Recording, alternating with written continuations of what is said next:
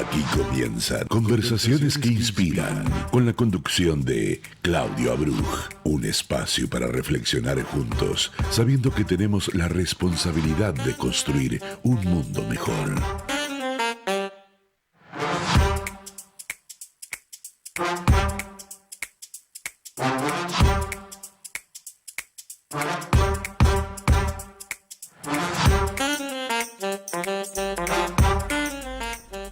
Hola, buenos días, ¿cómo están? Soy Claudio Abruj y realmente me da mucho placer volver a estar con todos ustedes, dando comienzo hoy, domingo 30 de marzo, a un nuevo ciclo de este programa, de esta propuesta radial que se llama Conversaciones que Inspiran y que está pensada para acercarles a todos ustedes y compartir con ustedes las ideas, propuestas, trabajos, realizaciones que muchísima gente hace día a día en nuestra sociedad y nos ayudan a ser mejores como sociedad, como comunidad, como país. Hoy estamos empezando este primer programa, estaremos todos los domingos a lo largo del año aquí en FM High 96.3 y espero que nos acompañen y que podamos cada domingo disfrutar de esta propuesta. Su historia nos conmueve, nos hace pensar y nos enriquece. Ahora, en Conversaciones que Inspiran, charlamos con Marcelo Mare Lapajufker. ¿Cómo estás, Marcelo? Buen día. ¿Qué Gracias tal, por Claudio? estar acá y acompañarnos en este comienzo del ciclo 2025. Bueno, felicitaciones y gracias por convocarme para este domingo. La convocatoria no es inocente, hoy es domingo 30 de marzo, en pocos días estaremos conmemorando un nuevo aniversario de lo que fue la Guerra de Malvinas, lo que se conoce como la Guerra de Malvinas, un nuevo aniversario, 2 de abril, y me parecía oportuno poder conversar contigo alrededor de lo que esta fecha representa. Pero vamos a comenzar con una pregunta muy simple.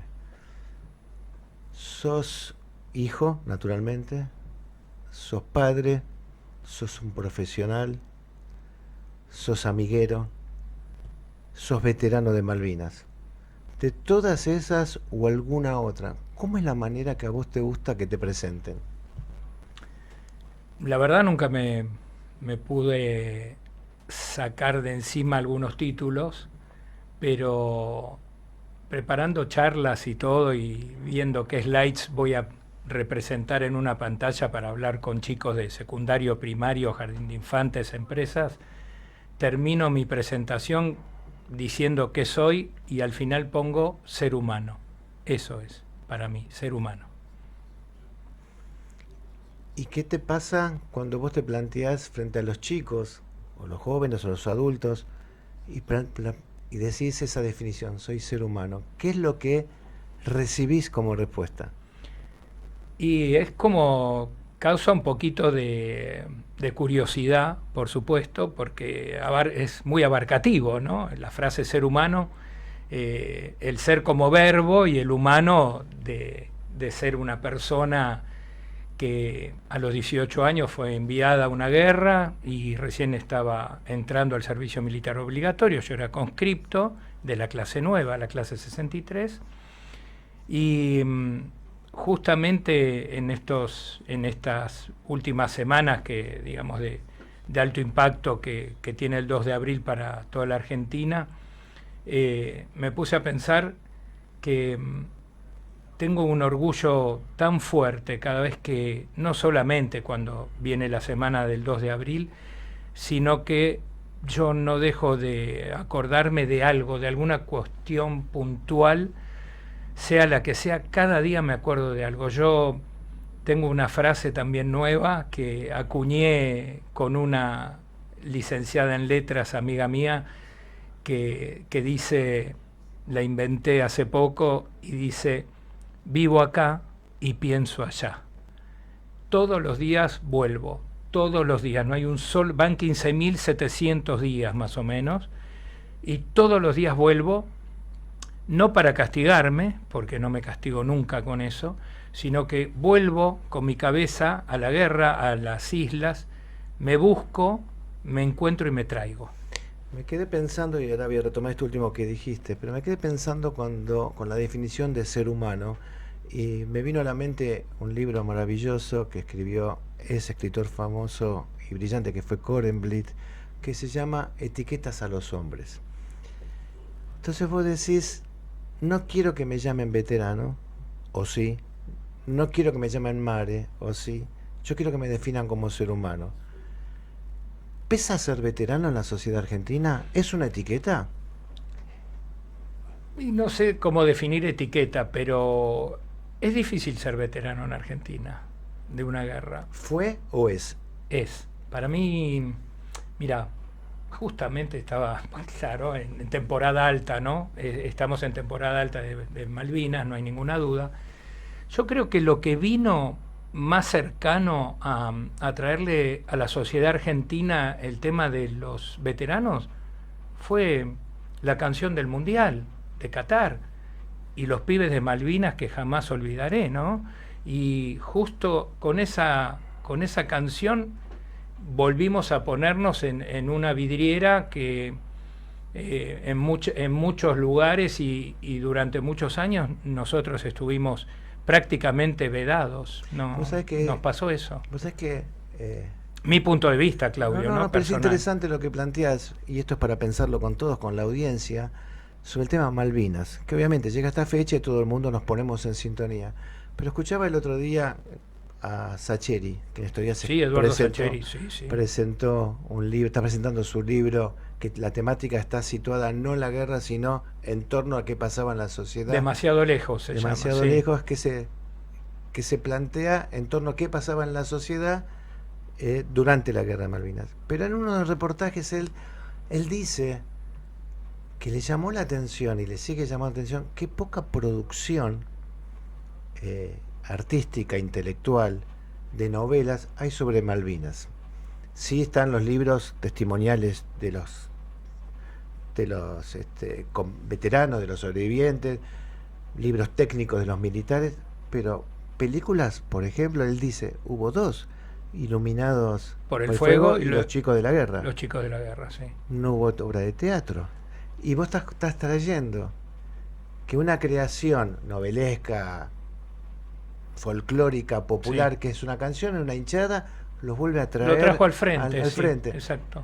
Al frente, justamente. Que es al frente. Ahora, ¿qué síntoma de la sociedad, ¿no? Que tiene que ver con la negación por la derrota, o el ocultamiento por la derrota. Sí, mira, a ver, ¿cómo puedo definir una guerra? Es una cosa absolutamente loca, impensada y que te va a tocar, ¿no? Porque no sé si se movilizaron 13.000, 14.000 soldados, y yo fui uno de esos que estuvo en Malvinas, pero la verdad que es increíble cómo todo se tapó. Estábamos todavía bajo régimen militar cuando volvimos, y yo cuando llegué al continente, que bajé en Río Gallegos, en Comodoro Rivadavia, perdón, bajé en Comodoro, y yo miraba el barco que me trajo, que era el Bahía Paraíso, un buque hospital, porque veníamos los más enfermos primero, y yo mirándolo apoyado no me olvido más, en un galpón del puerto, miraba ese barco gigante y decía, me quiero volver a subir para volver a Malvinas porque perdimos. Fíjate lo que se llama el dolor, el peso de la derrota. Yo trato de analizar frases, ¿no?, que no son banales, por algo están, y cuando vos hablas del peso de la derrota, cuando nos tuvimos que rendir, y vos ves fotos, el peso de la derrota para mí te pega en la nuca y te hace bajar la cabeza. Entonces, vos ves filas y cientos de soldados yendo por la ruta a que te desarmen, y la cabeza está para abajo porque vos perdiste. Entonces eso te duele. Ahora, la primera vez que levantamos la cabeza fue en la mañana del 20 de junio, porque subimos al barco el 19 para llegar al continente, nos agarró una tormenta de 7 horas en el Atlántico Sur, y en la mañana del día 20 de junio nos reunieron a todos en la cubierta del Bahía Paraíso, y estaban izando la bandera y estábamos cantando el himno, y ahí fue la primera vez que vi que levantamos la cabeza de vuelta para verla flamear. Es increíble, es una foto que me queda para toda la vida, no me voy a olvidar nunca más. Hace unos años yo tuve la suerte de verlo y verlo por las redes sociales después. Tuviste la suerte de estar en una charla TED, Sí. en Comodoro Rivadavia, si no me equivoco, ¿no? Justamente en Comodoro, 2019. Sí. No hay casualidades en la vida, ¿no? No hay, no. 2019. 2019.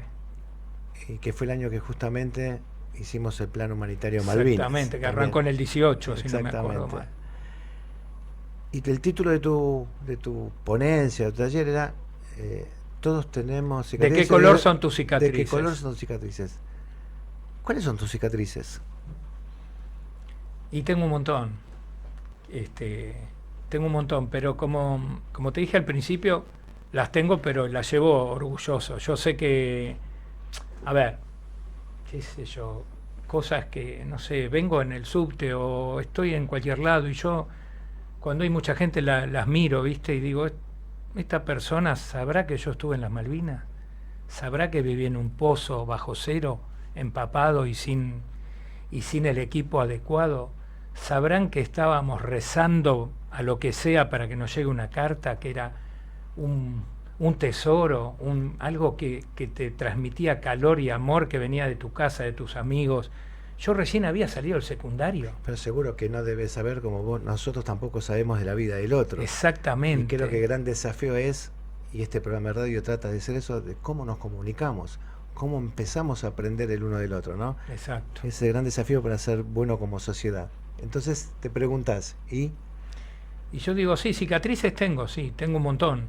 Lo que pasa que, como digo al final de la charla TED, yo las muestro y las comparto. Yo tengo el corazón abierto, tengo mi cabeza abierta, me equivoco 1000 veces por día, pero yo vivo para esto. Vivo, a ver, tengo mi trabajo, tengo mi familia, tengo mis hijos, me fue bien a pico y pala con mi mujer trabajando, hicimos lo que todos lo que queremos progresar y trabajar, pero nunca me olvido que soy veterano, jamás vuelvo todos los días y con ese orgullo de decir, bueno, yo sigo estando acá, se nos fueron muchos compañeros, hoy te lo comentaba mucho más temprano, y en algún momento va a quedar el último, y ese va a seguir teniendo el estandarte de todos los veteranos, pero para mí es formar parte de un cuerpo de tanta gente que dio todo, hasta la vida, ¿no? Yo por lo menos tengo la suerte de estar bien, de haber armado una familia y tener trabajo, pero nunca me voy a olvidar que soy veterano, nunca. Vos tuviste la suerte de recibir muchas cartas. Sí, un montón. Un montón de cartas. Para los más chicos que escuchan este programa, fue una cruzada que se movilizó desde distintos sectores del Estado y la sociedad que se le escriban a los soldados en Malvinas cartas. Y sos de los muchos o de los pocos que recibió muchas y las conservó, desafiando a la autoridad inglesa cuando tuviste que rendirte. Exactamente. Pero aparte, a los que conocemos historia y que sabemos que vivieron mojados, embarrados, hambrientos, sucios, ¿cómo hiciste para cuidar las cartas? Cuando me llegó la primera carta de mi mamá, el 28 de abril, yo cumplí 19 años en la guerra. A los 6 días que llegué cumplí 19 años, porque era de la clase nueva, que convocaron a 18 sobre 195 nuevos y eligieron. Y mi mamá me mandó la primera carta ese día, y lo primero que hice cuando la recibí es buscar, porque estás empapado y vivís a 15 bajo cero y el viento y todo es un desastre, buscaba una bolsita, un plástico que lo pueda cubrir, y me lo ponía siempre en el pantalón, en el bolsillo más grande del pantalón de combate, que está a los costados de la pierna. Y me daba terror perderla, y muchos compañeros, ¿no?, otros soldados, leían la carta y la dejaban en el pozo y el viento se la llevaba y terminaba en un charco de agua, y ese papel, que era papel para avión, porque era más liviano, que también la tinta traspasaba y era un lío, se terminaban destrozando. Y yo digo, no puedo perderme esto. Y así me traje 187 cartas y me negué el día de la rendición, el 14 de junio, lunes, inolvidable. Después del mediodía vino la rendición y cuando te empiezan a desarmar, el inglés me pedía las cartas, ¿no? Pues me palpó el bolsillo, sacó un fajo de cartas y me dijo, ¿qué son? En perfecto español, cosa inteligente que pusieron a alguien que hable español en un momento que vos te estás rindiendo y no entendés inglés, se puede armar cualquier cosa. Y le dije, mirá, son cartas, pero me las tenés que dar. Todos me las dieron.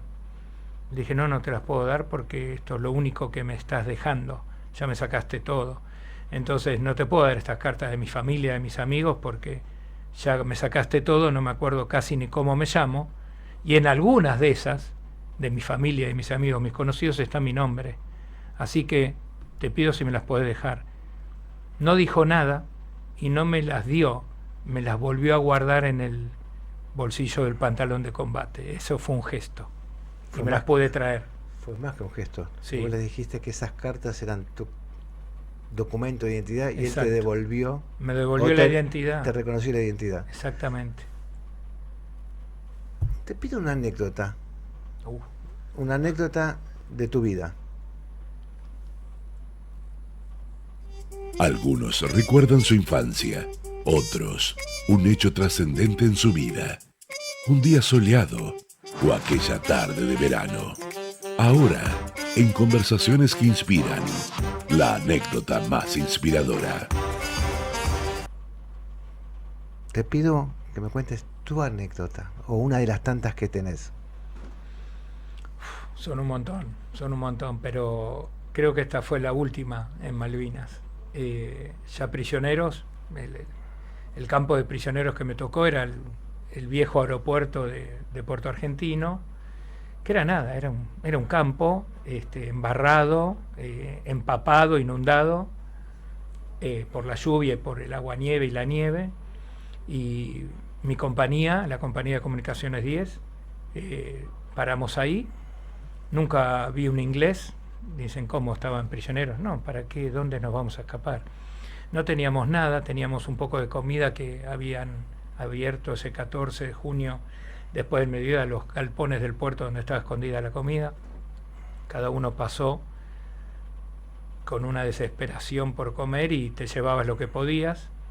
Y bueno, marchamos, nos desarmaron y nos fuimos prisioneros ahí. Éramos 4, 2 Marcelos, un Ricardo y un Sergio, hermanos para toda la vida, eso es la guerra. No es de una serie, sino que es de verdad. Y había un compañero también de la compañía que estaba suelto, no estaba con su grupo. Y teníamos 2 paños de carpa. Con esos 2 paños de carpa, que no tiene piso, nada, es el barro del piso del aeropuerto, lo dejaron a Héctor solo, y cuando yo lo vi no lo podía dejar solo, no se abandona. Y le comenté a mis 3 compañeros, mis 3 hermanos, y dijimos, vamos a traerlo. Bueno, pero ¿cómo vamos a hacer? La carpa es para 2, Marcelo. Y ahí como diría alguien, me convertí en héroe sin saber, o en líder, o sin saber. Vale aclarar que a cada soldado siempre se le da un paño, una parte de una carpa. La idea es que tiene que combinar con otro para abrochar esos 2 paños. Exacto. Y armar la carpa, que es simplemente un techito. Nada más. Nada más un techito. Nada más. Entonces, es buena la aclaración. Y éramos 4. Más Héctor, 5. Entonces, aprobaron la moción, diría alguien, y lo trajimos. Bueno, ¿y qué vamos a hacer ahora, Marcelo? Claro, yo en el desastre que fue el día de la rendición, que yo quería seguir haciendo la guardia y miles de soldados argentinos corrían por la calle principal, que no es más grande que la calle Esmeralda o la calle Paraguay, saliendo de los montes hacia el puerto. Y yo tenía que ir a buscar mis cosas y encontré una bolsa de pastillas de alcohol que sirven para prender fuego y tener luz y calor y calentar una ración, lo que sea. Comida no había, pero iba a haber luz y calor. Yo dije, yo me la llevo para estar con mis compañeros si nos van a tomar prisioneros. Y bueno, yo tenía eso y dije, bueno, si esta carpa es para 2, va a ser para 4. Entonces se meten los 4, van a estar un poquito más apretados y van a sentir algún calorcito que te va a dar tu compañero, igual que en el pozo. Ah, bueno, genial. Y tienen las pastillas de alcohol, podemos calentar agua. ¿Y vos qué vas a hacer? Yo me quedo afuera, voy a dar unas vueltas y después vuelvo. Y vamos cambiando, nos vamos rotando, como un equipo de vóley. Claro. Entra uno, sale otro. Genial. ¿Qué hice? Para no congelarme, empecé a caminar. Y ya había pasado el mediodía. Y ya era 14, faltaba una semana en Malvinas para que empiece el invierno y termine el otoño. No hay diferencia en Malvinas, ni otoño ni invierno, todo es crudo. Entonces me hace acordar de Game of Thrones, que decían Winter is coming, que se viene el invierno ya estaba, no importa qué época del año era, mucho, mucho frío.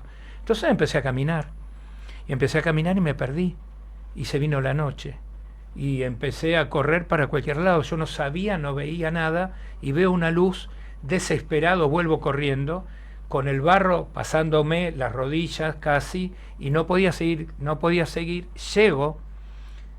llego a la carpa diciendo, llegué al lugar más sagrado que tengo, y llorando y puteando, y abro la carpa, veo que están con el fuego prendido y cantando, ni más ni menos los cuatro, la Navidad de Luis, que cantaba León Gieco, toma Luis, mañana es Navidad. Más triste y más bajón no había, y cuando los vi nos abrazamos y me pude calentar un rato y me dijeron, ¿qué pasó? ¿Dónde estuviste? Mañana les cuento. Qué bárbaro.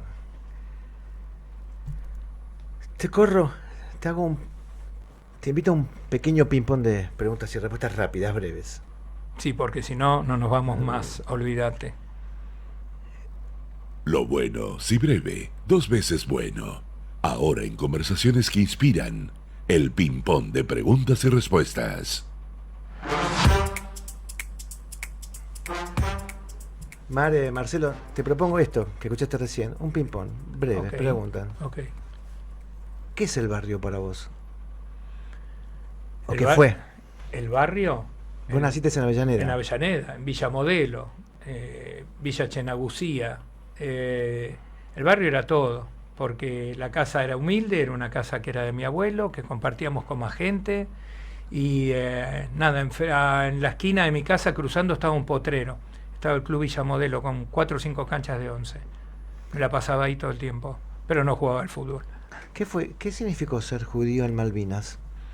Yo creo que tuve suerte, ¿viste? Porque en mi compañía no tuve ningún atisbo de antisemitismo, jamás, nunca. Y yo nunca me vi rodeado de gente antisemita ni nada, al contrario.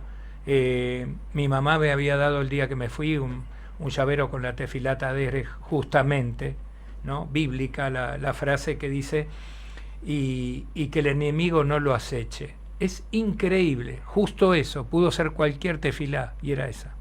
¿La pudiste conservar? Sí, la tengo en mi casa, todo, me traje todo, Claudio, todo. ¿Y qué recordás del regreso? Del regreso lo que te conté antes, que es cantar el himno y ver subir la bandera y levantar la cabeza.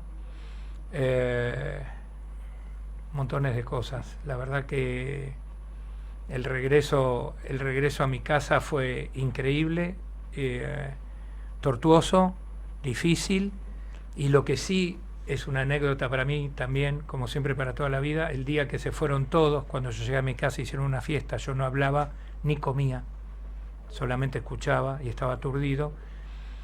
Cuando se fueron todos, me entré a bañar después de 70 y pico de días y me bañó mi mamá. Increíble, increíble. Así fue. No me salía la mugre y la gorda vino y me sacó la mugre.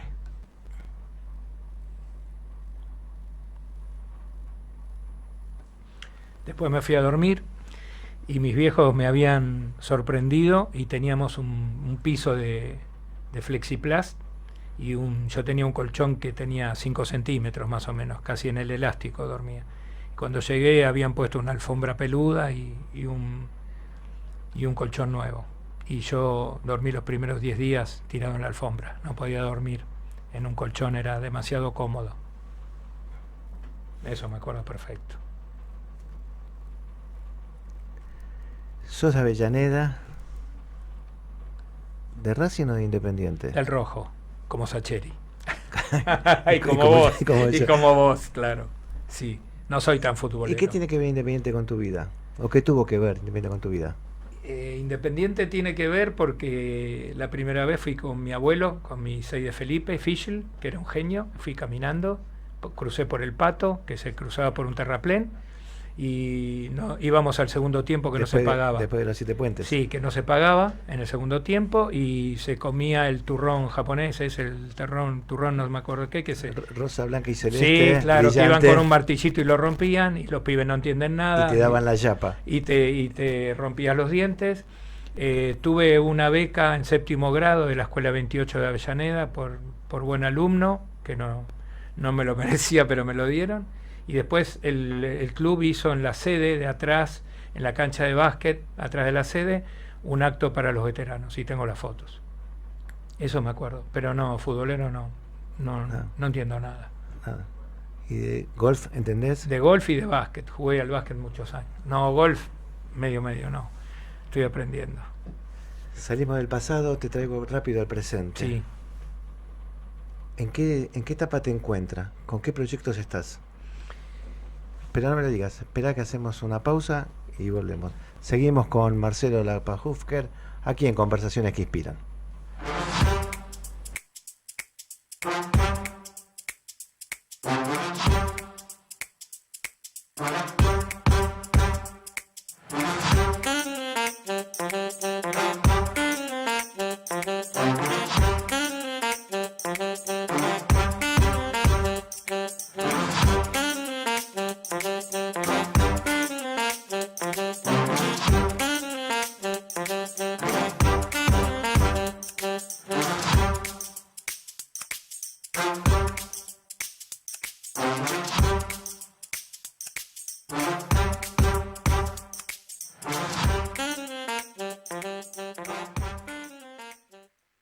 Transmite LRL 331 para su canal de frecuencia 242.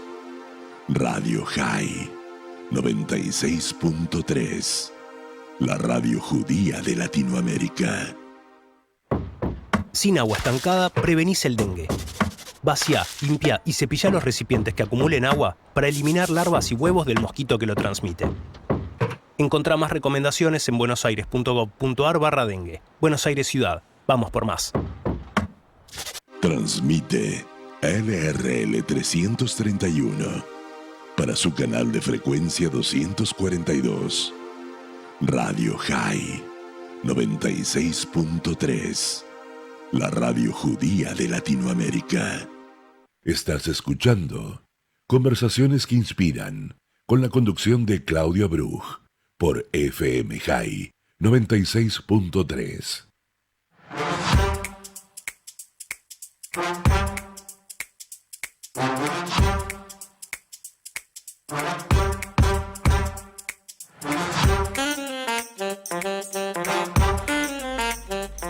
Seguimos en Conversaciones que Inspiran, seguimos en esta charla íntima, descontracturada con Marcelo Mare Lapajufker. ¿Quién te puso Mare? Ni me acuerdo. No, debe ser. Ya ni me acuerdo quién me puso ese. Por ahí yo, no sé, no tengo ni idea. Sí, por ahí vos. Es una pregunta muy difícil. O por ahí tu hermano, cuando les costaba de chiquito decir Marcelo, ¿no? Y hizo no, Mare. No, porque él es más grande que yo, 13 por eso. meses. Sí, no sé. La verdad que me hiciste preguntas, pero esta es muy difícil. No Bueno, sé. tarea para el hogar. Lo voy a pensar. Te preguntaba antes de la tanda, y te voy a preguntar, porque de esto se trata, Conversaciones que Inspiran, saber en qué momento de tu vida estás, con qué proyectos estás, y de cara al 2 de abril, recordando que comenzaste diciendo todos los días pensás en Malvinas. Sí, porque me gusta. Estaba hablando con un psicólogo de los pares contradictorios, ¿no? El bien y el mal y todo eso, cómo se justifica uno contra otro. y pienso en las causas y los efectos, ¿no? La causa es que alguien causó o gestó algo y el efecto es lo que te está pasando a vos con esa cosa que está pasando. A mí con la guerra es nunca castigarme, sino aprender. Hay gente que se enoja cuando yo digo que a los 18 años la guerra para mí fue una escuela, porque aprendí todo muy rápido y no me lo voy a olvidar más, pero yo estoy ahora en una etapa de mi vida que voy a cumplir 62. Te hago una pausa, Sí, no te claro. olvides lo que vas a decir. Sí, La guerra fue una escuela. sí. 5 cosas que aprendiste. 5 cosas. Las emociones más fuertes que pueden, o cuestiones humanas que te puedo dar 5: incertidumbre, desarraigo, porque me sacaron de mi casa, culpa, miedo y angustia. Todo eso La incertidumbre era no saber qué pasaba a la hora siguiente. en un contexto al minuto siguiente. Después el miedo, por suerte, como me gusta decir, como dice Alberto Levi, el miedo para mí es un motor. El miedo no me paraliza, me mueve. Y allá pasaba todo el tiempo. Era 7/24 el miedo.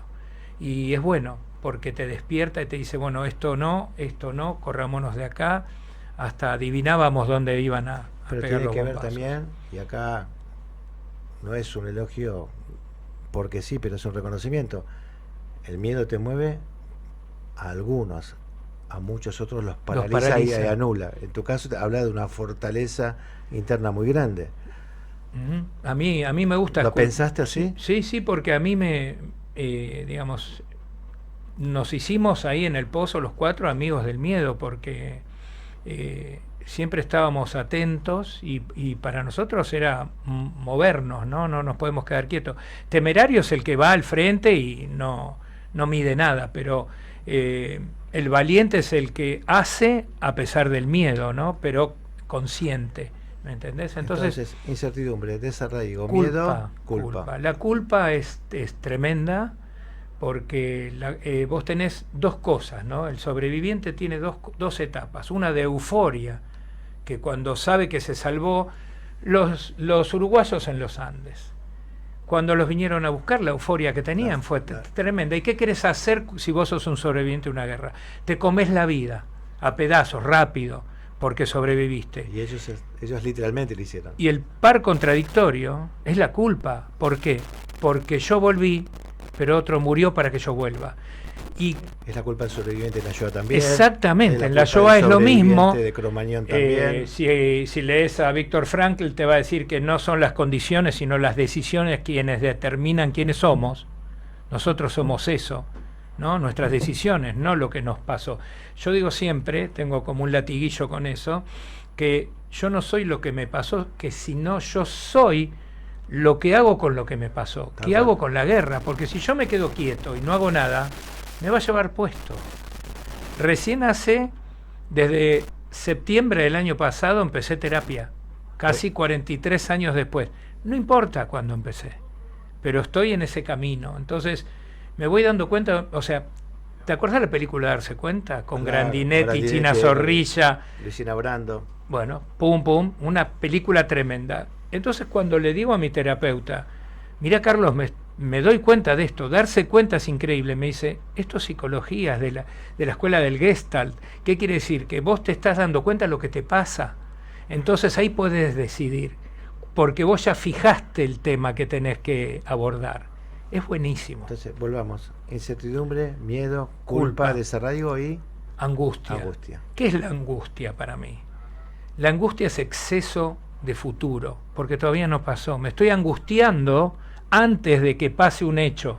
Me estoy llenando la cabeza de cosas que por ahí no pasan, pero te angustiás. ¿Qué quiere decir? ¿De dónde sale angustia? Viene del latín, de Augustus, que es angosto. Yo lo veo en el pecho, porque se te cierra el pecho y se te sale el corazón, empieza a bombear porque te angustiaste. Y por ahí no pasó nada. Por eso es exceso de futuro en mi visión, ¿no? Entonces tenemos, de tus palabras, vivo todos los días con Malvinas, la guerra fue la gran escuela, cinco dimensiones que planteaste, el presente. Y el presente ¿Qué te encuentra? ¿Qué estás haciendo? me encuentra con la cabeza bien plantada, contento, enfocado en el proyecto que es ser speaker, puede ser un conferencista, motivador, porque hablo de resiliencia, hablo de antifragilidad, y eso me lleva a otro plano. Pero yo me veo en mi rol de veterano, pero también salgo de esa figura y me veo desde otro lado. No para pasarle angustia y miedo a la gente, sino tampoco darle lecciones de vida, porque cada uno tiene la suya y luchas todos los días, pero ¿cuál es mi visión que me dejó la guerra? Las experiencias. Las experiencias que viví, ni más ni menos, porque cuando pasa por el cuerpo, son de verdad.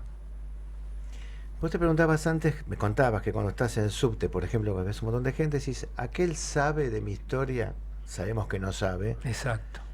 Cuando vos te planteás ser speaker, ¿te planteás traer las historias de la guerra o plantearte de las experiencias? ¿Cómo planteás una charla que sea distinta a lo que ya conocemos?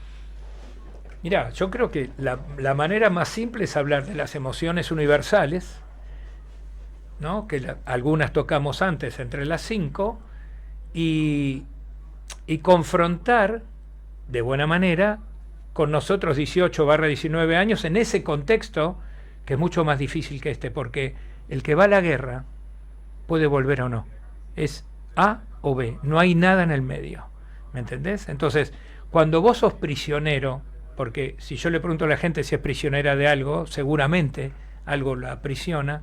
El prisionero no está para elegir. Cuando nosotros estábamos en un campo de prisioneros no podíamos elegir nada, pero podés elegir cómo pensar como prisionero. ¿Vos estás prisionero? Sí. ¿Te están vigilando? Sí. Pero tu cabeza la manejas vos. Los 15 centímetros que hay entre parietal y parietal definen todo. Ese es el espacio de la libertad íntima que habla Víctor Franklin. Exactamente. El hombre en busca de sentido. Vos sos un hombre que tu vida laboral, y esto es importante comentarlo, fue exitosa. Sí, por suerte sí. Exitosa en el sentido de que pudiste vivir de tu trabajo. Exactamente. Y no te quedaste sentado en una silla esperando que la vida pasara. Y estuviste relacionado siempre con empresarios y con empresas. O sea que es un mundo que conoces. En este presente que se habla de la pérdida de valores o debilitamiento de valores, donde la sociedad es una selva y las empresas se las considera también pequeñas selvas, ¿entendés que hay espacio para esto que vos venís a traer de otro lugar? ¿Y por qué? Y porque, de vuelta, las emociones son universalmente humanas. Todo el mundo tiene miedo. El que dice que no, me parece que miente, porque en su interior sabe que tiene espacios de ceguera. Eso se llama en coaching espacios de ceguera. No los veo hasta que otro te lo hace ver, o hasta que te das cuenta, como decíamos antes, ¿no? Que es maravilloso. Entonces, las empresas no son más que un reflejo de la sociedad mundial, diría, porque la gente que está en empresas sabe que o lo van a despedir o le tiene miedo al jefe. Es una competencia permanente. Es una competencia permanente con él y con el resto. ¿Está? Porque somos inconformistas los seres humanos, siempre estamos buscando un mejor lugar.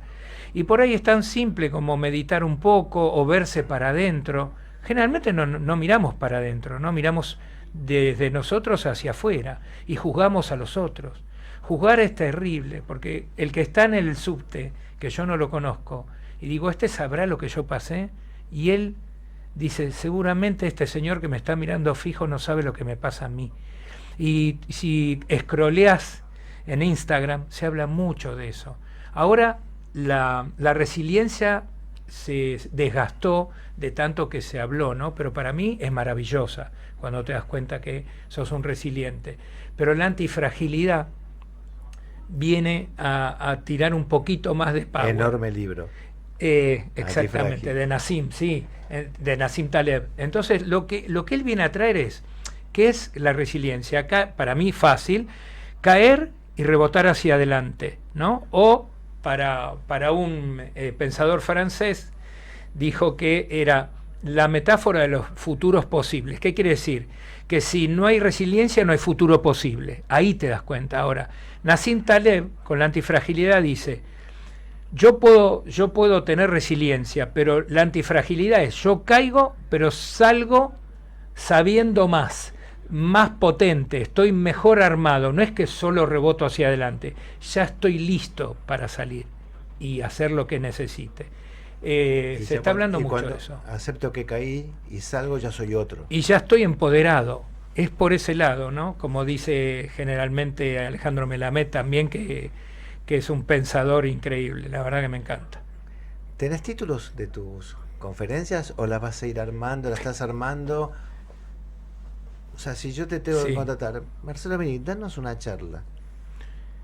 Bueno, lo que estoy haciendo ahora en los colegios, siempre voy a los... Ayer fue sábado. El viernes fui a el viernes pasado, la semana anterior, fui a un jardín de infantes de 4, 5 y 6 años. Y los chicos prepararon preguntas que le dieron a las maestras y vamos sacando de una bolsa. Las preguntas que las hacían con sus familias en la casa eran increíbles. Y todas iban alrededor de cómo se llevaban los soldados, cómo se cuidaban, qué comías, si tenías frío y en qué pensabas. Si pensabas en tu casa, si te habías traído algo de tu casa para recordarlo.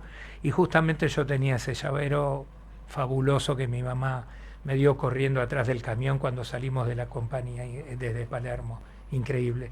Pero creo que Malvinas se puede meter en cualquier título de lo que vos estés pensando, porque es parte de mi vida.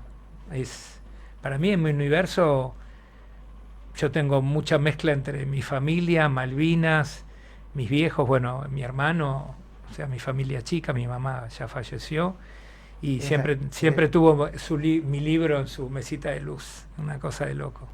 No. Está el viejo poema que se lee siempre, yo lo leo siempre cuando los días de la Shoah, que es: cada hombre tiene un nombre, ¿no?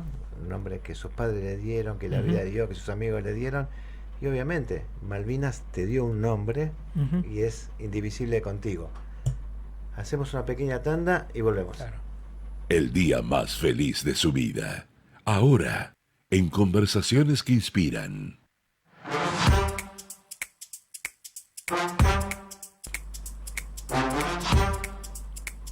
Seguimos conversando contigo, con Marcelo Mare Lapajufker, veterano, padre, amigo, hijo, golfista, de todo. No, golfista no. Y un gran conversador. Y como escuchábamos recién en la apertura de esta sección, ¿podés contarnos cuál fue el día más feliz de tu vida? Voy a ir por cronológicamente. ¿Sabés qué día me puse de novio yo con Laura? No es imposible saberlo. Sábado 2 de abril del 83, 14 horas, al año de Malvinas. ¿Decisión a casualidad o causalidad? No lo sé. No lo sabes. No me hagas pensar. No sirvo para pensar. Pero es una cosa que es increíble. Es increíble. Porque yo intenté varias veces con Laura. A la primera me dijo, déjamelo pensar. A la segunda me dijo lo mismo. Y a la tercera dije, ¿qué tenés que pensar? Y me acuerdo perfectamente que en el 81 nos estábamos por poner de novios, imagínate, y ella se fue con el plan Tapuz a Israel y yo fui a la Colimba, que entré en el 82. El 2 de marzo entré a la Colimba del 82, o sea, tenía nada, 2 semanas de instrucción y a la guerra. Ese es un día para mí feliz, importante. Después, bueno, los nacimientos de mis 2 hijos, en el 90 y el 94, Martín y Tommy. De mi mujer ya hablé, y cuando volvimos de Malvinas estuvimos como muchísimos soldados escondidos en las escuelas de Campo de Mayo, que eso fue un desastre, éramos zombies ahí adentro, y nos querían lavar la cabeza. ¿Cuánto tiempo? 4 o 5 días. Debe ser una de las pocas cosas que no lo tengo tan claro, pero 4/5. Y como el soldado es muy inteligente, dije el soldado, no yo, el soldado se hace inteligente en la adversidad. Salíamos llegamos al Palomar, al aeropuerto del Palomar en ese momento, y nos metieron en un micro con las cortinas cerradas del ejército para llevarnos a Campo de Mayo, y yo siempre tenía en mi dubón, tiene el bolsillo en la manga izquierda arriba para poner la cuchara en Malvinas, o un pedacito de papel y una lapicera, que era fundamental para mí, siempre para escribir. Y el policía militar, que era un soldado, estaba como el celador del micro. Y viste cuando vos decís, se me prendió una lámpara en la cabeza, y le dije, ¿me harías un favor? Sí. Y le escribí el teléfono de mi casa, 208-7266, de la casa de mis viejos en Avellaneda. El 4 no existía. Y dije, podés llamar y decirles que voy a estar en Campo de Mayo, y ahí recé para que el pibe lo haga. El primer día nadie vino. Hasta ahí ellos no sabían que vos... nadie si sabía. estabas o no estabas. Si estaba muerto, y si dónde estaba, y si volvía. Un día pasa, 2 días pasan, 3 días pasan, y el 4.º día veo a mi tío Leo, casi 2 metros, y yo me quedé paralizado. Siempre cuento lo mismo, no podía, claro, del shock de verlo. Y yo siempre me vi muerto en la guerra, y cuando estaba en Campo de Mayo también. Y cuando lo vi a mi tío, que él no me veía porque él estaba de espalda y yo estaba a 4 o 5 metros, viéndolo en el dintel de una ventana que no me animaba a bajar al piso del dintel de la ventana, ¿no? Que eran, como siempre, esos cerámicos rojos del ejército. Y bueno, inspiré como ahora, y le grité, y se dio vuelta y nos dimos un abrazo que, como dije siempre, es eterno, no tiene tiempo. Todavía nos estamos abrazando. Él ya falleció, mi tío, y al otro día vinieron mis viejos y volvimos a mi casa. Y ese para mí es como mi renacimiento. Recién ahora me doy cuenta de decir esta palabra. Mira vos, Claudio. Para mí ese fue el día de mi renacimiento. Ahí volví a nacer, porque yo siempre... El abrazo, cómo se transmite el calor, ¿no? Nosotros, los argentinos, nos damos un beso, todos, viste, los españoles, todos se vuelven locos cuando nos damos un beso, y cuando nos abrazamos, y vos le palmeás la espalda o se la franeleás al otro, sentís calor. ¿Sabés lo que era estar en ese pozo inundado? Pero estábamos los 4 cada vez más cerca, porque metíamos a los costados del pozo más tierra para estar apretados y sentir calor del otro, de tu hermano, de la guerra, que va a ser para toda tu vida, hasta el día que estemos muertos. Nunca nada nos va a separar, jamás. Me es inevitable hacer el puente con lo que dijiste antes de esa escena del soldado poniéndote de nuevo las cartas en el bolsillo, devolviéndote, increíble, reconociéndote. Exacto. Y esto último que vos decís, el abrazo con la familia, el reencuentro, el revivir, el renacer, ¿no? Y volvemos a lo que hablábamos antes de las conversaciones, el tema de los valores, el tema del diálogo, el tema del afecto, ¿no? Cuán importante. Y me parece que ahí hay esencias para hablar en tus talleres que son de un peso inigualable, porque dentro de las cosas que banalizamos en la sociedad está esto: ¿cuál es el valor del vínculo familiar? ¿Cuál es el valor del vínculo de la amistad? La palabra dicha en su momento, la caricia, la mirada, esto que vos marcás. El del subte me ve que lo estoy mirando. Entonces, bueno, la verdad que me encanta esta reflexión a donde me llevas, porque tiene que ver con la esencia o lo que queremos plantear desde el programa de Conversaciones que Inspiran. Entender que somos mucho más de las cosas que automáticamente hacemos, y que la vida nos da oportunidades para hacer cosas mejores para nosotros y mejores para los otros. Me es imposible no hacer ese puente. Sí, y además lo mejor que te puede pasar es hacerlo inconscientemente, porque ya lo tenés adentro. Eso está buenísimo. Es para seguir conversando largo y tendido, y estos temas, y ambos somos apasionados de estos temas y de las conversaciones inclusive. Pero bueno, el tiempo marca sus límites. Entonces me queda la pregunta final, que te la voy a hacer cuando volvemos de la pausa. Toda entrevista llega a su cierre. La pregunta final, en Conversaciones que Inspiran.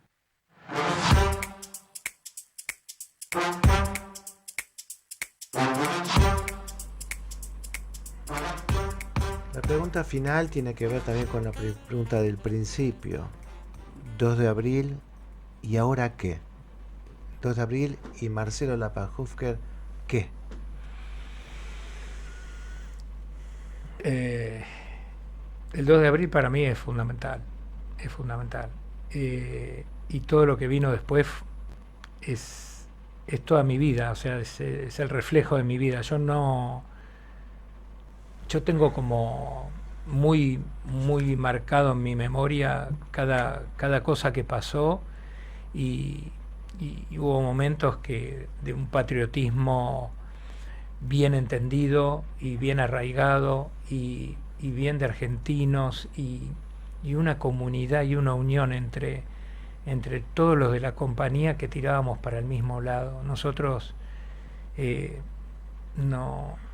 nunca pensamos en no volver y todos trabajamos como un equipo, Claudio, es así.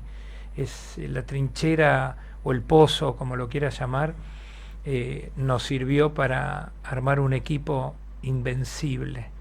¿Y cómo será que estábamos tan imbuidos de la guerra que en un momento pedimos ir al frente a un superior? Los 4 fuimos, nos pusimos de acuerdo y se nos negó eso porque ya estábamos al límite, no aguantábamos más. Y bueno, no sé qué pasó, pero sigo con la culpa de estar vivo y que otros dejaron la vida para eso. Esa culpa la vas a convertir en talleres y Exactamente. que muchos vamos a aprender de vos. Sí, nos vamos a inspirar con vos. En mi calidad de coach ontológico seguramente que sí, y como soldado también. Marcelo, te agradezco profundamente este espacio, esta conversación. Quiero cerrar este espacio, esta conversación, recomendándoles a todos el libro de Marcelo Lapajufker, que fue presentado ya hace años, pero tiene muchísima vigencia, que se llama Hay 2 cartas sin abrir, y trae sus textos y las cartas que él fue recibiendo durante su estadía en Malvinas como soldado. Y me despido con el último párrafo, que es también mi homenaje. Él dice: este libro tardó 25 años en hacerse. Siempre quise y no me animaba a concretarlo. Que sea hoy mi tributo y homenaje a los miles de muchachos que, arrancados de sus casas y de sus afectos, dejaron todo en las islas.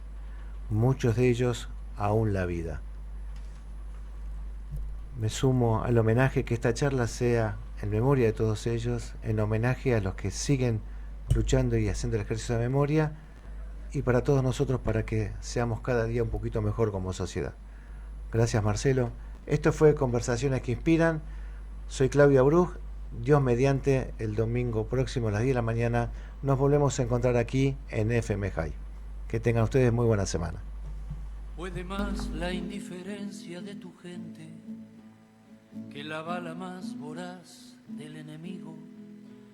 Me pregunto qué pasaba por la mente del infame que te estaqueaba en el frío. Te sacaron de lo hondo de la selva o de algún potrero ingenuo y olvidado. Te sacaron de tu casa y sin abrigo, te largaron en el viento surhelado, te entregaron armas que no conocías, que con suerte cada tanto funcionaban. En un hoyo que cavaste repetías las canciones que creías olvidadas. No sabías que era sentirte tan lejano, ni que el hambre se comiera tus entrañas. Solo estaba la mirada de un hermano, con la misma incertidumbre en la mirada. Por siempre serán héroes, por siempre serán héroes, por siempre nuestros héroes de Malvinas. Y por siempre serán héroes, por siempre serán héroes, por siempre nuestros héroes de Malvinas.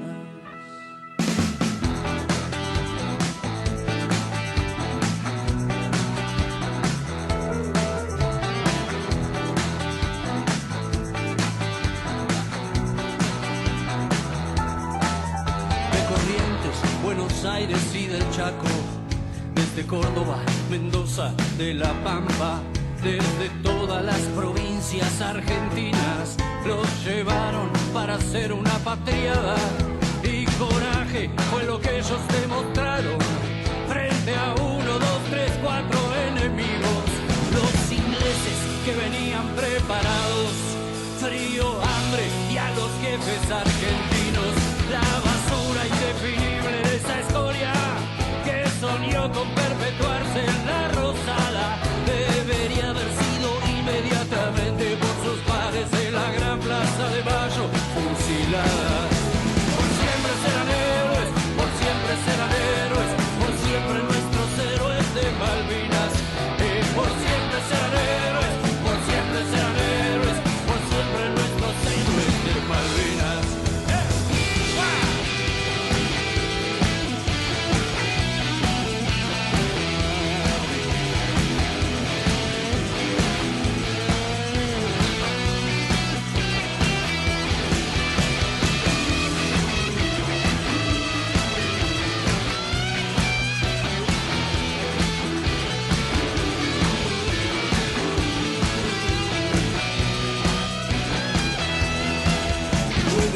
La indiferencia de tu gente que la bala más voraz del enemigo. Hubo menos héroes muertos en el frente que en el campo de batalla del olvido, y allá quedarán eternos centinelas sin relevo esperando que algún día, sin que corra sangre, vuelva la celeste y blanca a flamear sobre esas tierras argentinas. Por siempre serán héroes, por siempre serán héroes, por siempre nuestros héroes de Malvinas. Por siempre serán héroes, por siempre serán héroes, por siempre nuestros héroes de Malvinas. Por siempre serán héroes, por siempre serán héroes. Por siempre serán héroes, por siempre serán héroes.